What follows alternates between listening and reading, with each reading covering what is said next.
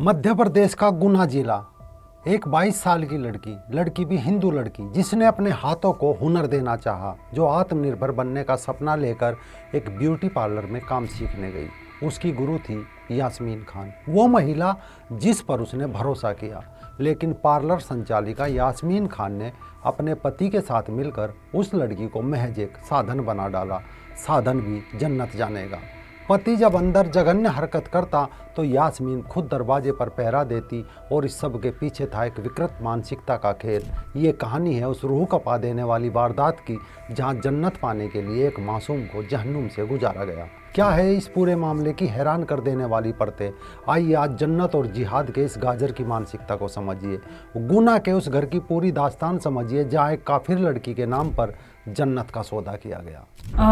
Cantt थाने में कल एक मामला सामने आया था, जिसमें एक महिला द्वारा बताया गया था कि एक व्यक्ति द्वारा उसके साथ गलत काम किया गया है, और उसमें उसके भाई और उसकी पत्नी ने सहयोग किया था उसका गलत काम करने में। तो पुलिस द्वारा इसमें गंभीरता देखते हुए उनको राउंड अप किया है, और कार्रवाई आगे की जो है वो की जा रही है। नमस्कार, मैं राजीव चौधरी। कहते हैं कीड़ा सिर्फ फसल में लगता है, लेकिन अगर देखा जाए जब कीड़ा दिमाग में लग जाए और उस कीड़े का नाम हो जन्नत जाने का चस्का, तो समझो बुद्धि का बसेरा ही खत्म हो जाए।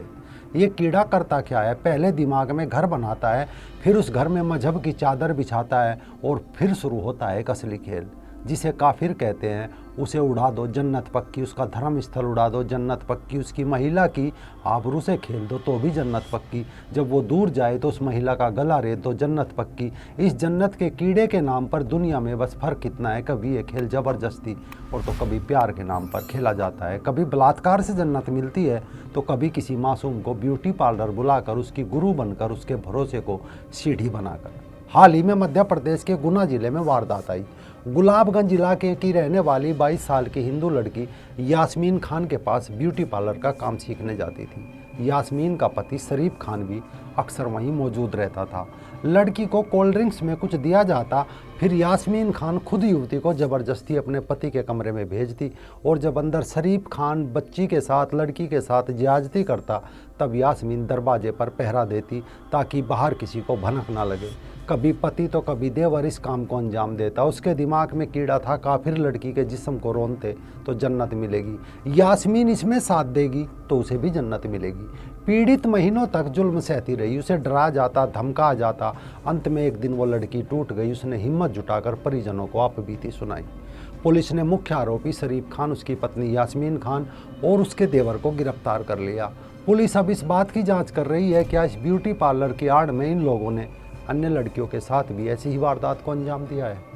सुनकर लग सकता है इकलौती घटना होगी, हो सकता है, लेकिन पिछले 2-3 सालों की खबरें बता रही है कि जन्नत जाने का कीड़ा मदरसों से निकलकर अब ब्यूटी पार्लर तक में पहुंच चुका है। जुलाई 2024 मुरादाबाद में लैक्मे एकेडमी की डायरेक्टर है सपना उर्फ रक्षंदा खान। उसकी लैक्मे एकेडमी की 2 छात्राएं तान्या चौधरी और स्वाति पाल और एक अन्य छात्र डीएम ऑफिस पहुंचे थे। उन्होंने लिखित में एक शिकायत पत्र देते हुए आरोप लगा था कि रक्षंदा खान हिंदू लड़कियों को धर्मांतरण करने और मुस्लिम लड़कों से शादी करने के लिए उकसाती है। आरोप में ये भी कहा गया था कि रक्षंदा खान हिंदू लड़कियों को जानबूझकर मुस्लिम लड़कों के साथ ग्रुप्स में रखती है, उन्हें दोस्ती करने के लिए उकसाती है। रक्षंदा ने इसके लिए बाकायदा एक मुहिम चला रखी है। तो पढ़ाई के नाम पे यहाँ पे इस्लाम धर्म सिखाया जा रहा है। हमें हिंदू मुस्लिम में मतलब हिंदू बच्चों को नीचे रखा जाता है, मुस्लिम बच्चों को बहुत ऊपर रखा जाता है। और जितने भी वो होते हैं, हमें मतलब बताया जाता है कि मैं एक हिंदू थी और मैंने मुस्लिम से शादी कर ली, और मैंने तो 19 साल की एज में भाग के घर से शादी कर ली थी। लेकिन आज मैं बहुत खुश हूँ और मेरी फैमिली भी मान गई है। इसको कहा गया है कि क्या कहते हैं, तुम भी ऐसा कर सकती हो। हमें मुसलमान लड़कों से जोड़ा जाता है यहाँ पे हमारा नाम, और हमें प्रेरित किया जाता है कि आप भी यहाँ पे मुस्लिम लड़कों के साथ यहाँ पे रह सकते हो, कोई दिक्कत नहीं है।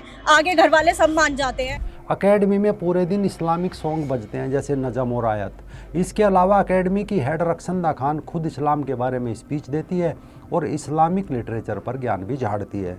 इंस्टीट्यूट में मुस्लिम लड़के नमाज पढ़ते हैं, लेकिन अगर कोई हिंदू माथे पर टीका लगाकर इंस्टीट्यूट में चला जाए तो प्रवेश पर रोक थी। इतना ही नहीं, रक्षंदा खान हिंदू छात्राओं के माथे पर बिंदी, टीका, सिंदूर, गले में मंगलसूत्र पहनने पर प्रतिबंध लगा रखा था। शादीशुदा लड़की अगर मंगलसूत्र और सिंदूर लगाकर आती तो उसे इंस्टीट्यूट में आने नहीं दिया जाता था।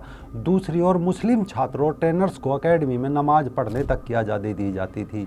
जब ये दोनों लड़कियां डीएम ऑफिस पहुंची, बताया कि रक्संदा खान हिंदू धर्म को गंदी गंदी गालियां देती है। न केवल गालियां बल्कि लैक्मे एकेडमी नामक उस फैशन इंस्टीट्यूट चलाने वाली रक्संदा खान पर छात्राओं ने धर्मांतरण और माइंड वॉश करने के आरोप भी लगाए थे। तब जाकर रक्संदा खान, शहनवाज और कई लोग गिरफ्तार हुए थे। इसी साल फरवरी में आमरीन और आफरीन, दो बहनें ब्यूटी पार्लर चलाती थी, लेकिन इस ब्यूटी पार्लर के अंदर अलग ही खेल चल रहा था। यहाँ शिकार होती थी वो हिंदू लड़कियाँ जिनके पास हुनर था लेकिन पैसे नहीं थे। 10,000 रुपये महीने की नौकरी, मुफ्त रहना खाना और एक हाई प्रोफाइल लाइफ स्टाइल का वादा पहले उन लड़कियों से किया जाता, फिर उन्हें थोड़ा बहुत काम सिखाया जाता, फिर धीरे धीरे पार्टियाँ, पब, लाउंज वहाँ अमीर लोगों से मिलवाया जाता, कोल्ड ड्रिंक पिलाई जाती, नशीला पदार्थ खिलाया जाता और फिर होश संभलने तक बहुत देर हो चुकी होती। ये सिर्फ ब्यूटी पार्लर नहीं था बल्कि व्यवस्थित जन्नत जाने का कीड़ा बन चुका था। आमरीन का भाई बिलाल, साथी यासिर और चंदन नाम का एक शख्स जो बोलता था कि उसने भी मजहब अपना लिया, ये सब मिलकर जन्नत के लिए लड़कियों को नशीला पदार्थ पिलाते थे, फिर गैंगरेप और सबसे घिनौनी बात अश्लील वीडियो बनाकर उन्हें ब्लैकमेल तक किया जाता था। इन्हीं में से एक लड़की थी छत्तीसगढ़ की, एज महज 21 साल। आमरीन उसे दिसंबर 2025 में अहमदाबाद से लाई थी। यहाँ यासिर ने उसके साथ रेप किया, फिर बिलाल ने चाय में नशीला पदार्थ डालकर रेप किया। यानी अगस्त 2025 से जनवरी 2026 के बीच कई बार उसका रेप किया गया। हर बार धमकी दी गई, बताया तो बदनाम कर देंगे। अब आता है असली जन्नती कीड़े वाला हिस्सा। इस सब के पीछे था धर्मांतरण का एजेंडा। पीड़िता के अनुसार चंदन यादव उससे कहता था कि मैं मुसलमान बन चुका हूँ, तुम भी इस्लाम कबूल कर लो, मैं तुम्हारी शादी अच्छे घर में करवा दूंगा।